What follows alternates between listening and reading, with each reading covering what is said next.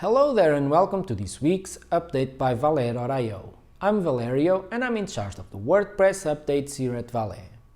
WordPress 5.2.3 release candidate is available for testing and the final version should be released next Wednesday, September 4th. This minor release aims to fix 25 bugs, improvements to the block editor, accessibility, internationalization, and administration. Our clients will have 2 updates scheduled next week so that they can start using the new version as soon as possible.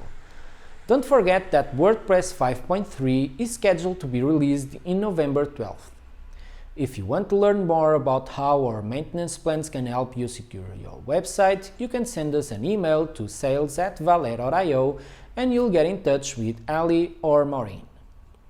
An European PHP conference called PHP CE, scheduled for October 4th and running for 3 days, has been cancelled due to lack of speaker diversity. The speakers announced were all white males, which generated public criticism, leading to speakers cancelling their engagement.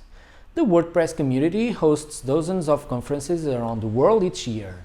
The WP Foundation has started diversity speaker training that is aimed to improve the quality and diversity of speakers on the stage. See the link below to see how this is working. This is it for the week, and if you're located on the east coast of the United States, please be safe this weekend.